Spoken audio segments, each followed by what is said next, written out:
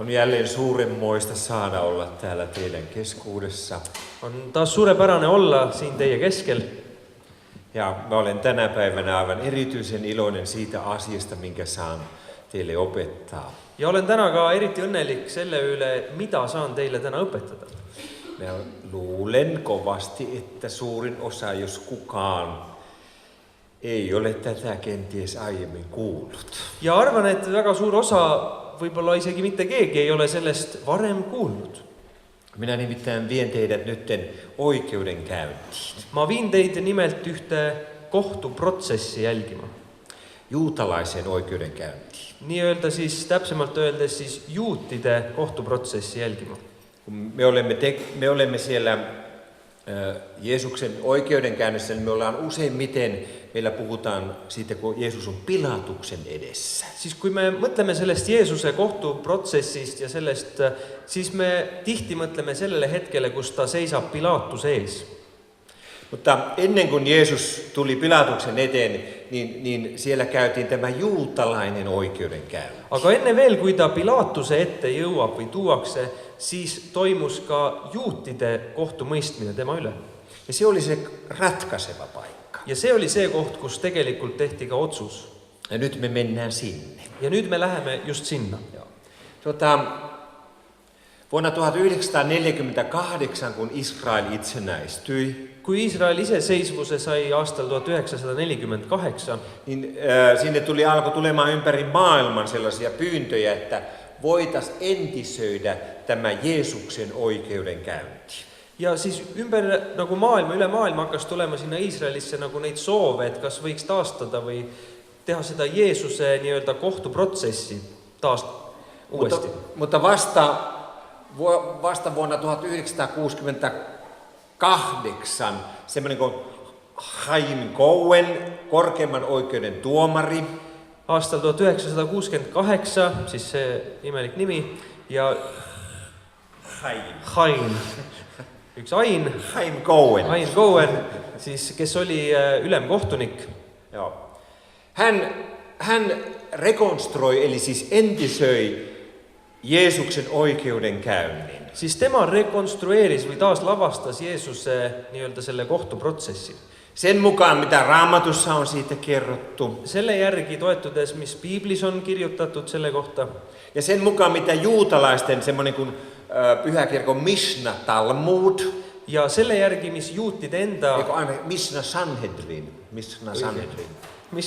Sanhedrin, mis siis kirjutab selle kohtuprotsessi kohta. Sanhedrin oli siis se tuomioistuin, joka Jeesuksen aikana ja Israelissa hoiti korkeinta tuomion virkaa, eli oli korkein oikeus.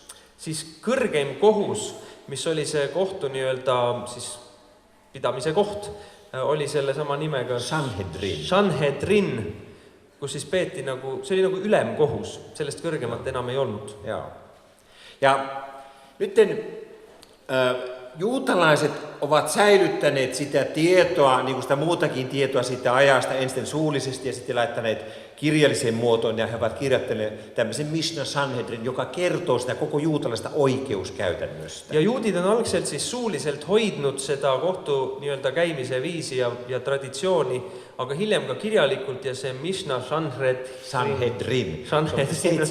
Lõpuks nüüd kirja pandud siis kogu sellest juutide kohtu käimise nii-öelda seadustest.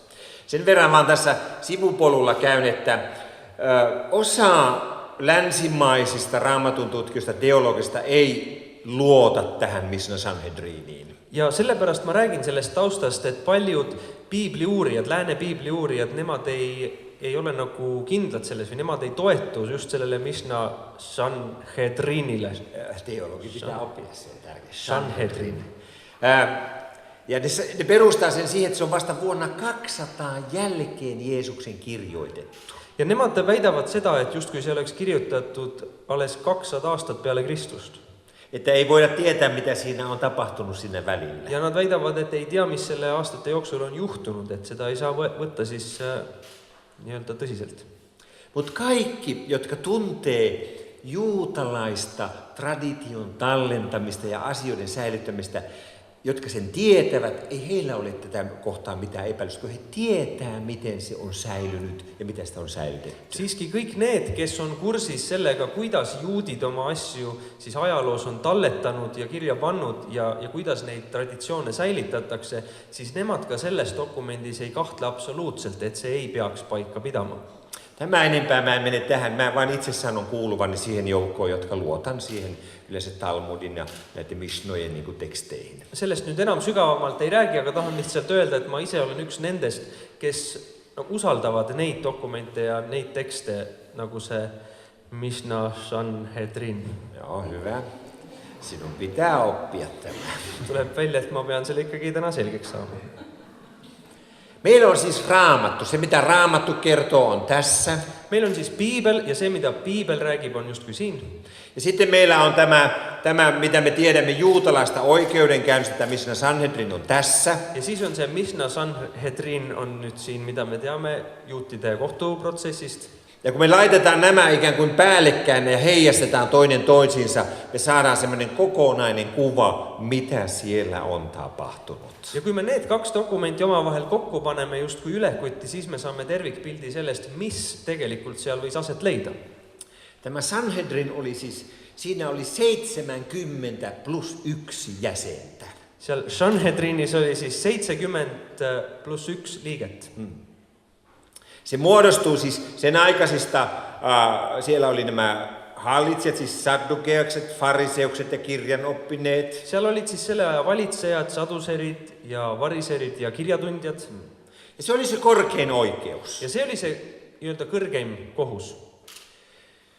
Niillä oli kuitenkin yksi ongelma, ja se Pilatuksen mukaan tulo johtuu tästä. Ja neil oli siiski seal üks probleem sellel ajal, ja just selle tõttu on siia pilti kaasatud ka Pilatus. Vuonna 6 jälkeen Kristuksen roomalaiset otti tältä Sanhedrinilta oikeuden pois tuomita kuolemaan. Aastal 6 peale Kristust siis võtsid roomlased sellelt Sanhedrinilt võtsid ära õiguse siis määrata surmanuhtlust või surmaotsust. Joo. Mutta heillä oli kaikki muut, siis juutalaisen elämään liittyvät asiat, he hoiti sitä oikeutta. Aga kõiki muid nii-öelda juudi eluga seotud toiminguid ja õigust mõistsid nad küll edasi. Ja tämä tuomioistuin, se kokoontui pääasiassa temppelissä, Jerusalemin temppelissä. Ja see kohtuistung leidis siis aset üldiselt ikkagi Jeruusalemma templis. Mutta ne saattoi myös kokoontua jossain muuallakin tarvittaessa. Aga kui vajalik, siis se võis toimuda ka kusagil mujal. Se oli sellainen, kun ne kokoontui, niin siinä oli tämmöinen puolikaari. Se oli selline kogunemine, kus moodustati poolkaar.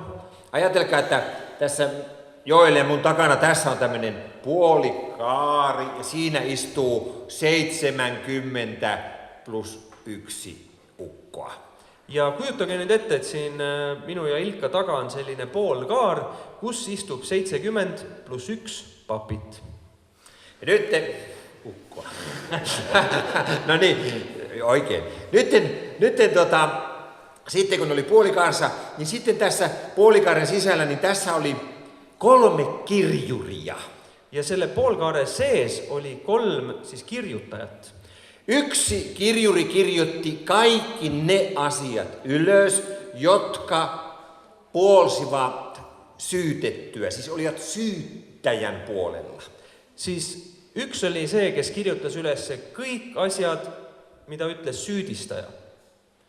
Toinen kirjoitti ylös kaikki ne asiat, jotka taas olivat niin kuin tämän syytetyn puolella, eli puolustivat syyttömyyttä. Teine kirjutas üles kõik need asjad, mis justkui kaitsesid seda, keda syydistati. Ehk siis kirjutas üles, miks ta ei ole syydi. Ja sitten siinä yksi oli se kaikkein nopein kirjuri, joka kirjoitti nämä kaikki, molemmat argumentit kirjoitti ylös. Ja siis 3. mees oli see, kes pidi need mõlemad korraga üles kirjutama.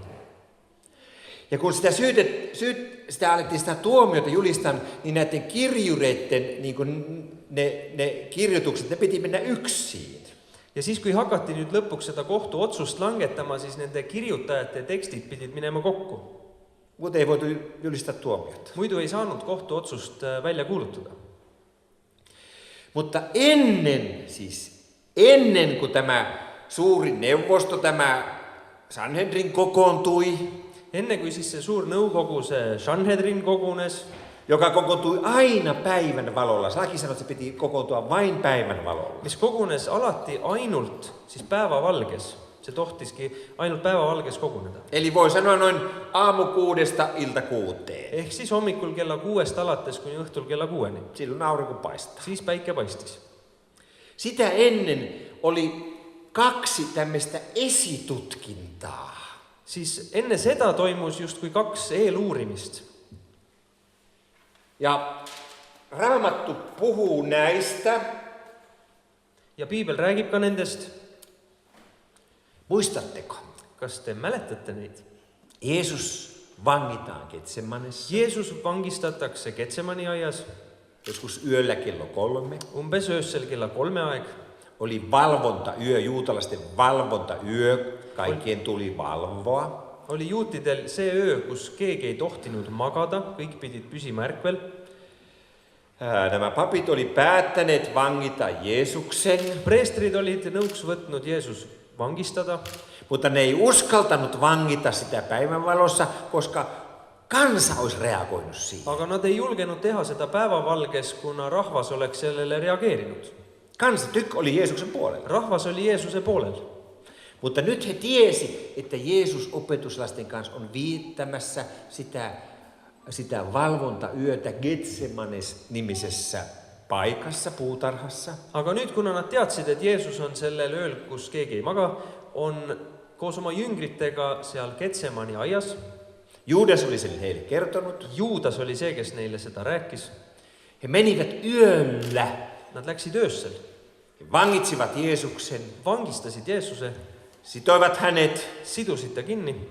Ja he veivät hänet ensimmäiseen esitutkintaan Hannaksen luokse. Ja nad viisid ta justkui esimesele eeluurimisele Hannase juurde.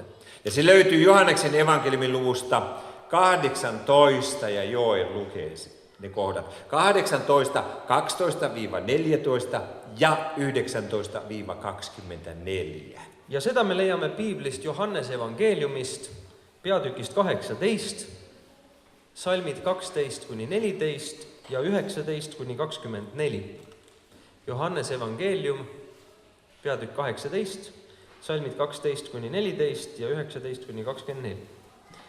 Väeosa ja ülempealik ja juutide sulased võtsid nüüd Jeesuse ja sidusid ta kinni ning viisid esiteks Hannase juurde, sest see oli Kaifase äi ja Kaifas oli tol aastal ülempreester. Kaifas oli aga see, kes andis juutidele nõu, et parem on surra ühel inimesel selle rahva eest. Ülempreester küsitles nüüd Jeesust tema jüngrite ja õpetuse kohta. Jeesus vastas talle, mina olen rääkinud maailmale avalikult. Mina olen alati õpetanud sünagoogis ja pühakojas, kuhu kogunevad kõik juudid ja salaja pole ma rääkinud midagi. Miks sa küsid seda minult? Küsi nendelt, kes on kuulnud, mida ma olen neile rääkinud. Vaata, nemad teavad, mida ma olen öelnud. Aga kui ta seda ütles, andis üks seal kõrval seisnud sulane Jeesusele kõrvakiilu ja ütles talle, kas sa nõnda vastad ülempreestrile? Jeesus vastas talle, kui ma rääkisin pahasti, siis tunnista see pahaks. Kui see oli aga õige, miks sa mind siis lööd? Siis Hannas läkitas ta kinniseotult ülempreester Kaifase juurde. Nytten, jotta me ymmärretään tulevia tapahtumia, et me mõistaks neid tulemas olevaid sündmuseid ja me ymmärretään sitten joskus syksyllä, kun aivan erityisesti puhutaan Pietarista. Ja et me saaks aru sellest, kui me hakkame Peetrusest sügisel veel täpsemalt rääkima, niin meidän pitäisi olla silmissä se paikka, minkälainen oli se paikka, mihin Jeesus vietiin. siis meil peaks silmade ees olema see, et milline oli see koht, kuhu Jeesus viidi. Ylipappien, siellä oli siis Hannas ja Kaifas, niiden palatsi, ja niiden molempien rakennuksen ylipappien palatsi oli semmoinen aidalla reunustettu, iso palatsi, muurilla reunustettu. Siis Haniase ja Kaifase, kes olid ülempreestrid, nende palee oli sellise tohutu suure aiaga ümbritsetud. Kuvitelkaa nyt mieleen, että tässä menee semmoinen valtavan iso muuri. Kujutage ette, et siit läheb üks suur müür.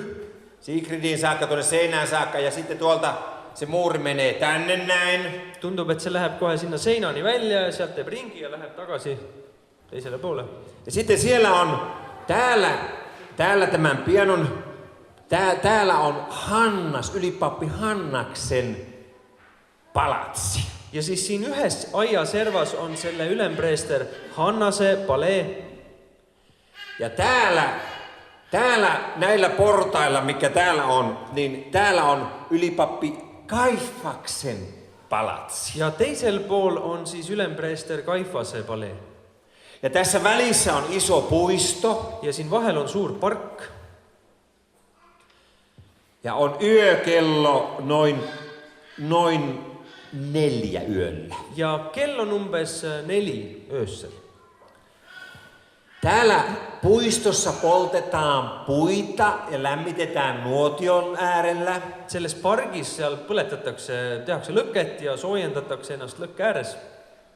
Ja täällä nuotion äärellä on pari tuttua tyyppiä. Ja seal lõkke ääres on paar meile tuttavat tüüpi. Siellä on opetuslapsi Johannes. Seal on jünger Johannes. Miksi siellä on Johannes? Miks Johannes on seal?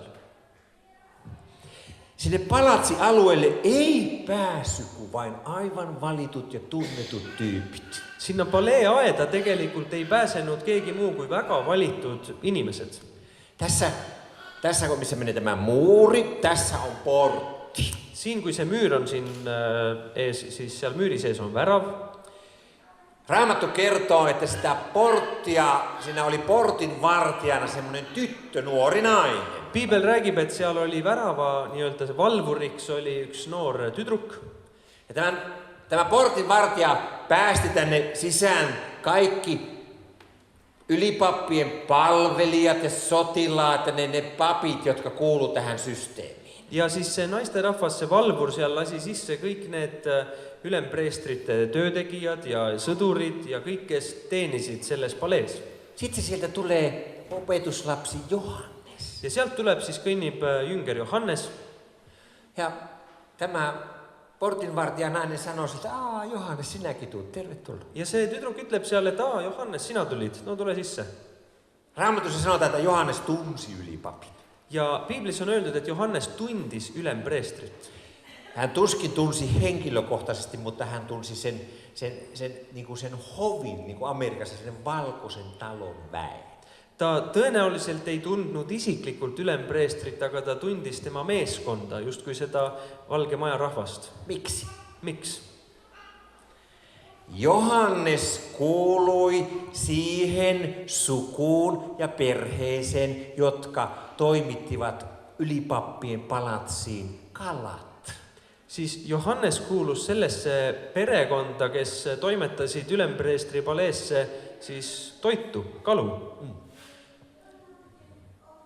Hän toi omalla vuorollaan, ehkä pikkupojasta saakka, oli kulkenut siitä ja tuonut päivittäin kalat ylipapeille tai heidän kokeilleen, jotka valmistivat heille ruoan. Ja siksi Johannes oli tuttu. Ja ta oli võib-olla isegi juba väiksest poisist peale toonud kalu siis sinna ülempreestri kokkadele ja sellepärast ta oli ka sellele õukonnale tuttav. Mutta Pietari ei päässyt sisälle. Aga Peetrus ei saanud sisse. Pietari ei ollut tuttu ja tunnettu. Peetrus ei olnud tuttav ega tuntud. Mutta Johannes, Pietarin kaveri, tuli tämän tytön luokse. Aga Johannes, Peetruse sõber, tuli selle tüdruku juurde. Johannes sanoi tälle tuntemalle portinvartijalle, että saako tää minunkin kaveri tulla tuonne sisälle? Johannes ütles siis sellele oma tuttavale nii-öelda valvurile, et kas minu sõber Peetrus võiks ka sisse tulla. Pietari pääsi sisälle. Ja pääses sisse. Mutta muistatteko? Aga kas mäletate? Pietari tuli. Peetrus tuli. Tyttö katsoi Pietaria. See tüdruk vaatas Peetrust. Sanoi. Ja ütles. Hei, sinäkin olet yksi niistä opetuslapsista. Sina oled ju üks nende hulgast. En ole. Ja Peetrus ütles, ei ole. No näistä puhutaan myöhemmin. Sellest räägime veel hiljem. Mutta nyt Jeesus on tuotu vangittuna ja hänet on viety tuonne Hannaksen palatsiin. Nüüd Jeesus on toodud vangistatuna ja viidud sinna Hannase paleesse.